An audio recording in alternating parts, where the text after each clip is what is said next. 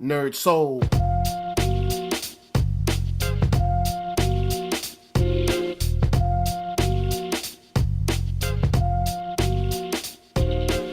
Yeah, late ill kid at OneYoungsta holding it down, bringing you that StreetGeek and NERDSoul. And what is up, my people? Yes, it's been a while. We are finally back from the whole holiday break.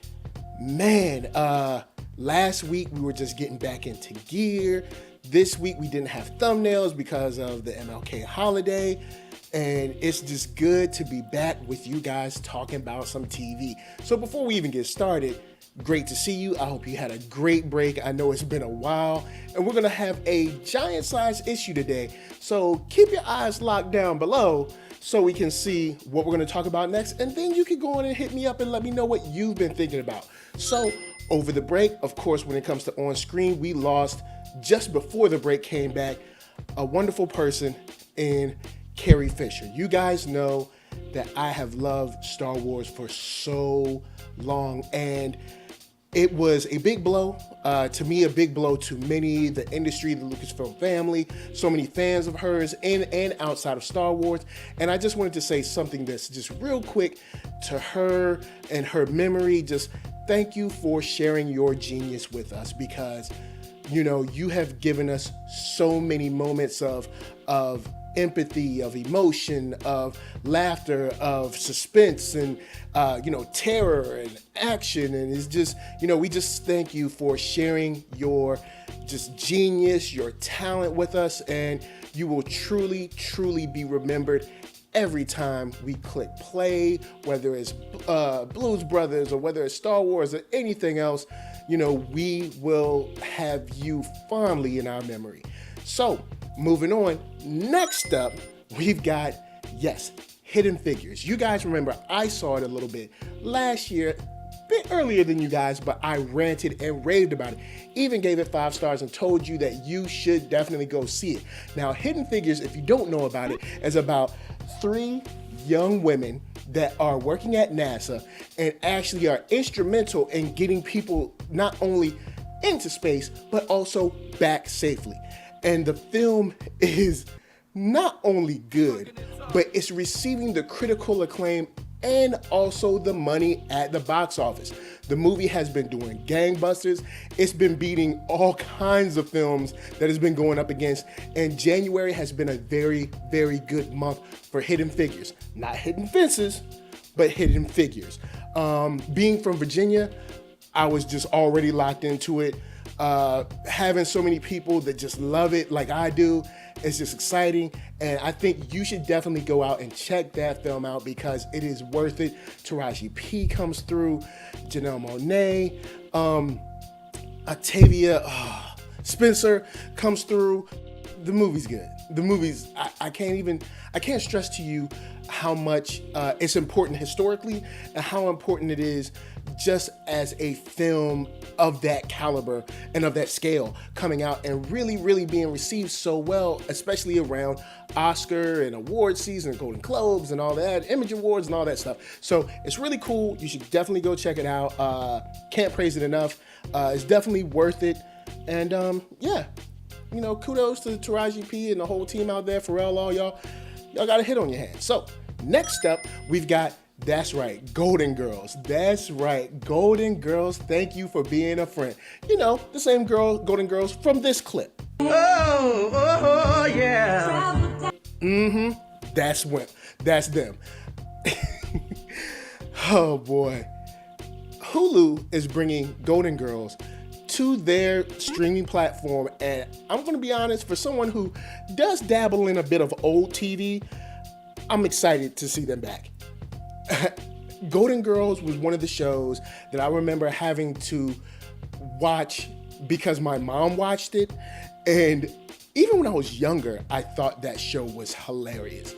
Like, Golden Girls just had something about it. The dynamic between all of them was just, it was perfect. Like, if there's a show that I could say was perfectly casted, and there's many during the years, but Golden Girls was perfectly casted, and I'm glad that we got a place that we can go and, remember and take it back and, really enjoy those hilarious moments again and again, and also introduce a younger, generation to it that might not have had access to it before. So big shout out to Hulu for bringing some dope content, even though it's older content, some dope content to the platform. And I might be turning my subscription back on for this one. We'll see.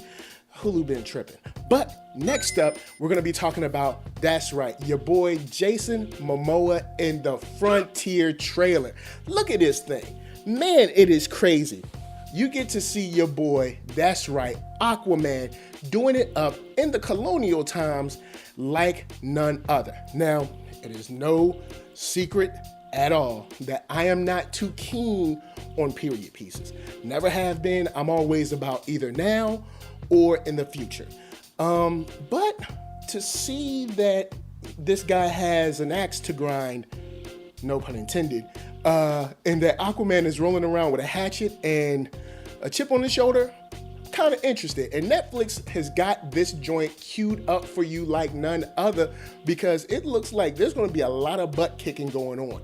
And rightfully so, because it seems like the people that are coming after him probably did him wrong. So now, usually this will be the end of the show. I will be asking you guys to jump down in the comments. Let me know what you think about Frontier. Let me know about what you think about Golden Girls, or your memories on Carrie Fisher, or what you thought about Hidden Figures, or if you're going to see it. But this is a giant size issue because we have to kind of catch up. So next up, we've got Sleepy Hollow. That's right, Sleepy Hollow is back.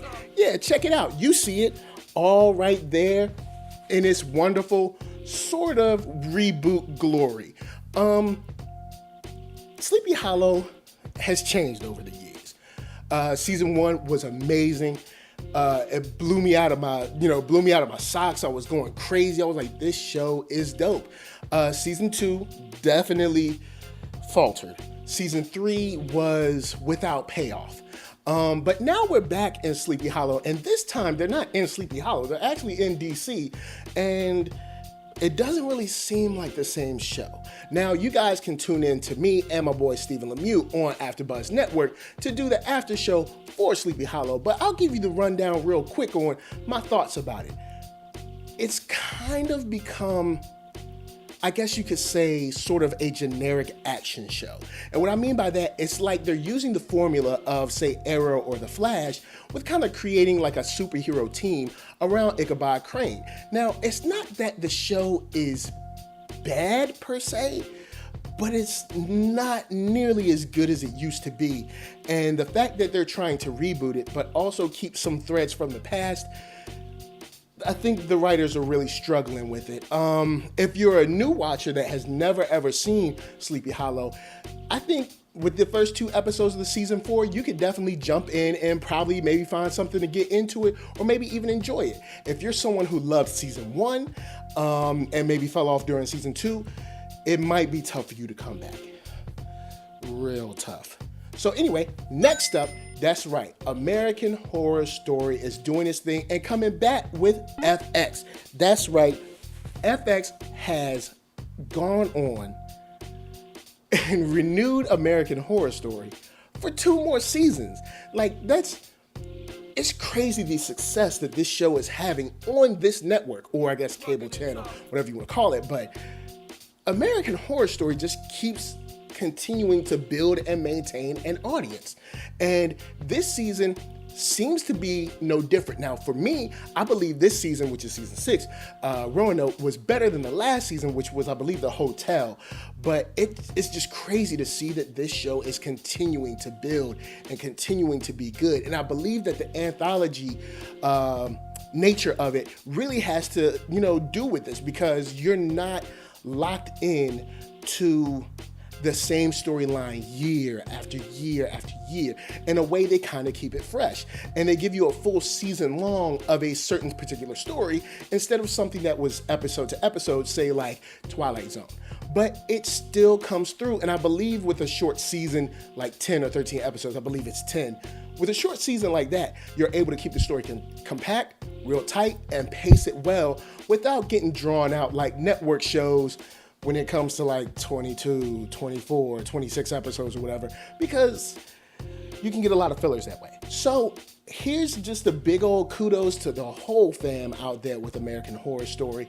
All you guys, Sarah Paulson, Cuba Gooding Jr., all those guys that were on this season that really made it what it was. Big shout out to Angela Bassett and all of them. Y'all killed it. And I truly enjoyed it, especially when you flipped it up this season. I guess I won't drop it because it's sort of a spoiler since the season just ended, but I guess I won't talk about it in depth until it hits Netflix. But anyway, congratulations to y'all. FX is definitely make that money and making some great choices with renewing, that's right, American Horror Story for 2 more seasons. So next up, we've got Atlanta, sadly, is not coming back to 2018. That's right, read it and weep. 2018. Donald Glover is hot right now. He's the hot ticket. A lot of people want him. He's getting booked here, there, and everywhere. And he had a runaway hit show with Atlanta. And FX could probably not be happier with its success critically and also with the money that it probably drug in. But unfortunately, with his shooting schedule and all kinds of things that are going on, we won't see season 2 of Atlanta until 2018. Now, I got a different look on this one.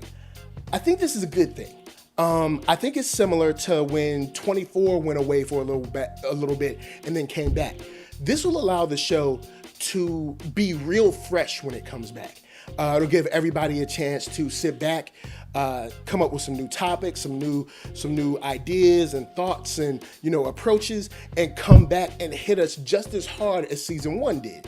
Because I think sometimes when you get bogged down in the cable system or the network system, when you have to pump out episodes, whatever, when you have to pump it out at such a fast and such a high rate, sometimes I think creativity can kind of take a back burner, because bottom line is deadlines have to be met. But in this case, we're going to get a situation where we get a breather, if you will. Sometimes to sit back and really, really miss Atlanta. And then when we miss Atlanta, when it comes back, we will be so hyped for it. Now, if you want to talk Atlanta with me and my folks like Marquita LaStar and my boy Isaac the Dude, you can jump on Facebook and hit us up on the FX Atlanta Facebook page.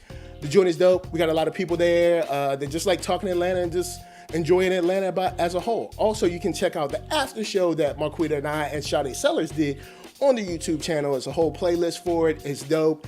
Check it out. And we go deeper than maybe some other after shows may have gone. So next up, lastly, is Blackish. And this episode that we're going to be talking about particularly is the episode called Lemons.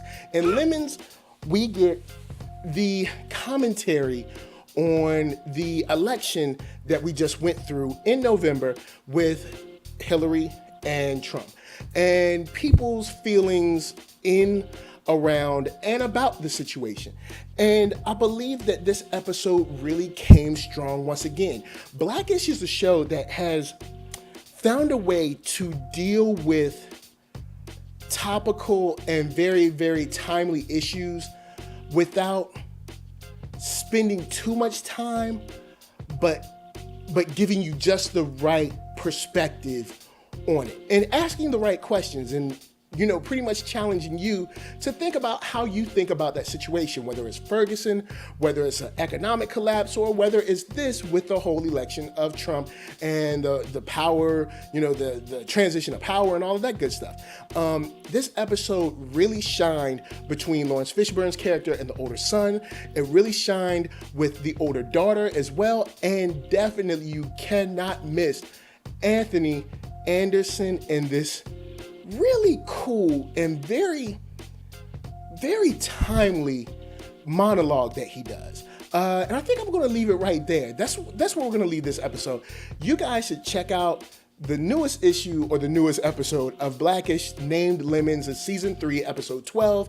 I think no matter what side you sit on or how you feel about this most recent election, I think you could get something from it. And I think you can start a dialogue, hopefully a healthy dialogue, where we can all ask each other some questions and see what we really want from this country and from our delegates and from each other. So anyway, before I bounce, I gotta say thank you guys so much for watching and thank you so much for coming back. And since you came back, I gotta tell you, never ever forget to hit up ThatNERDSoul.com. That's right, you can go there and check out all of my videos. Each one is there, from the oldest to the newest, and I'll be so happy that you came. And then don't forget to hit up shop.thatnerdsoul.com and pick yourself up a t-shirt player. Then come back here, like, comment, and subscribe for your boy, and share That Nerd Soul. Don't be stingy. Sharing is the only way that you can show other people, and I can show other people, that you like what you're seeing. And then don't forget to get down in them comments, holler at me, let me know what you've been watching lately. Are you feeling it? Not feeling it? What you feel about Lemony Snickets and all of that good stuff. So, you know what's going on now. VA, what up? LA, what up? RVA, you got my heart. And before I bounce, I gotta say, be good to yourself and each other. Peace.